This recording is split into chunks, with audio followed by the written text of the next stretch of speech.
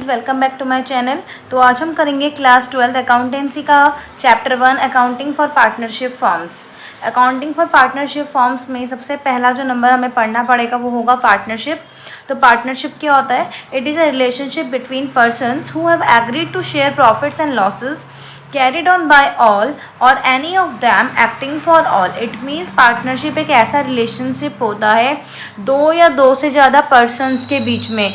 दो या दो से ज़्यादा जो पर्सन्स होंगे जो एग्री करेंगे उस पार्टनरशिप को करने के लिए, और जब हम पार्टनरशिप करने के लिए एग्री हो गए तो उसमें जितना भी प्रॉफिट होगा या लॉस होगा उसको भी बेयर करने के लिए हम रिलेशनशिप में एग्री हो जाएंगे कि हाँ हमने जो रिलेशनशिप रखी है पार्टनरशिप की उसके लिए अब हम एग्री हैं। तो पार्टनरशिप जो होती है हमेशा दो या दो से ज़्यादा पर्सन्स के बीच में होती है। उनके बीच में क्या होती है? एक म्यूचुअल रिलेशनशिप होती है जिसको उनको फॉलो करना पड़ता है। नेक्स्ट हमारा आता है द पार्टनरशिप एक्ट 1932। तो पार्टनरशिप के जब हम क्वेश्चंस करेंगे, पार्टनरशिप की जब हम थ्योरी पढ़ेंगे तो उसमें एक एक्ट आएगा पार्टनरशिप एक्ट 1932। इसको एग्जाम में एक्सप्लेन करने के लिए भी आता है। पार्टनरशिप एक्ट 1932 वो एक्ट है जो पार्टनरशिप में जितने भी रूल्स होते हैं, रेगुलेशंस होते हैं, उन सबको बताता है कि पार्टनरशिप में कौन से रूल्स एंड रेगुलेशंस आपको करने हैं। और इसमें लिखा है in case partnership did it silent. अगर पार्टनरशिप डीड साइलेंट होती है तो इसमें जितने भी प्रोविजंस बनाए जाते हैं इस एक्ट के अंदर हमें उस रूल्स को, उन रेगुलेशंस को फॉलो करना होता है। नेक्स्ट हमारी एक टर्म आती है इसमें कैपिटल। सो कैपिटल तो आपने पहले 11th में भी पढ़ा है कि वो अमाउंट होती है जो न्यू ओनर है, हमारा जो ओनर यानी कि जो प्रोप्राइटर है वो बिजनेस स्टार्ट करने में जो पैसा लगाता है उसे कैपिटल बोलते हैं। फिलहाल इसमें तो हम पार्टनरशिप का बिजनेस पढ़ रहे हैं, तो इसमें जो भी न्यू पार्टनर आएगा उस न्यू पार्टनर जैसे आया उसने अपने हिसाब से जो भी कैपिटल को कंट्रीब्यूट करा दैट इज कैपिटल। तो कैपिटल क्या हुआ? एक वो अमाउंट जो न्यू पार्टनर उस फॉर्म में, पार्टनरशिप फॉर्म में लेकर आता है। कैपिटल भी इसमें टू टाइप्स की होती हैं। पहला होता है हमारा फिक्स्ड कैपिटल। फिक्स्ड कैपिटल वो कैपिटल है जो हमेशा फिक्स्ड रहेगी, वो किसी भी रीज़न से चेंज नहीं होती। अगर वो चेंज होगी भी तो कोई न्यू पार्टनर आ रहा है या किसी ओल्ड पार्टनर ने ही अपनी कुछ कैपिटल को विड्रॉ कर लिया, विड्रॉ मतलब निकाल लिया, तो ही वो चेंज होगा। अदरवाइज फिक्स कैपिटल वो कैपिटल होती है जो कभी भी चेंज नहीं होती है। इसका सेकेंड पार्ट आता है हमारा फ्लक्चुएटिंग कैपिटल। तो फ्लक्चुएटिंग कैपिटल क्या होती है? फ्लक्चुएटिंग कैपिटल वो कैपिटल है जो हर एंट्री, हर ट्रांजैक्शन के बाद क्या होती है? फ्लक्चुएट यानी कि चेंज होती रहती है।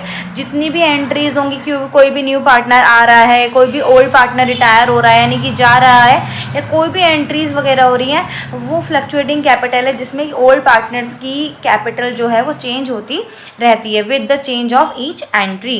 नेक्स्ट आता है profit sharing ratio. Profit sharing ratio क्या होता है? It is the ratio in which the partners have agreed to share profits and losses of the firm।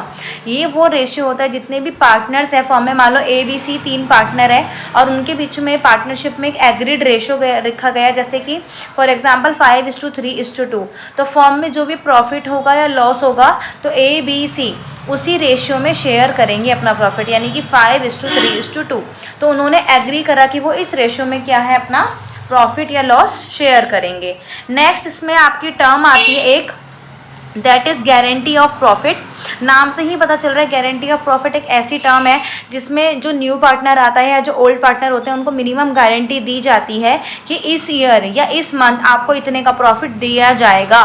तो जो गारंटी दी गई, मान लो ABC पार्टनर से B को गारंटी दी गई कि आपका 10,000 प्रॉफिट होगा, बट अगर हम जब B का प्रॉफिट निकालेंगे ईयर एंड में हमें पता चला कि B का प्रॉफिट हमने गारंटी दी है उसे 10,000 की, बट आ रहा है 8,000, तो जितने की कमी आती है उसको बोलते हैं डेफिशिएंसी। यानी कि B की गारंटी थी 10,000 की बट उसका प्रॉफिट आ रहा है 8,000 का, इट मीन्स 2,000 जो कमी है उसको बोलेंगे deficiency.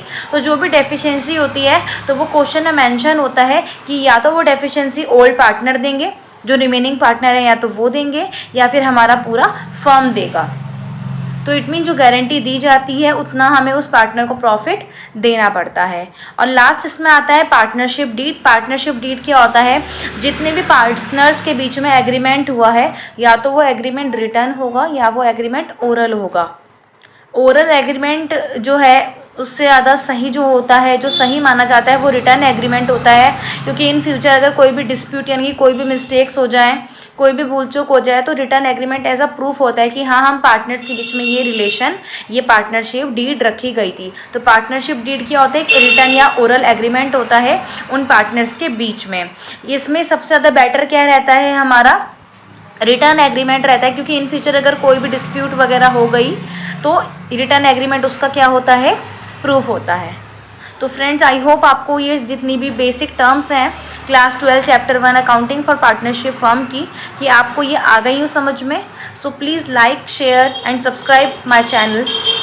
I hope you will like the video. मिलते हैं नेक्स्ट वीडियो में इसी के न्यूमेरिकल्स में।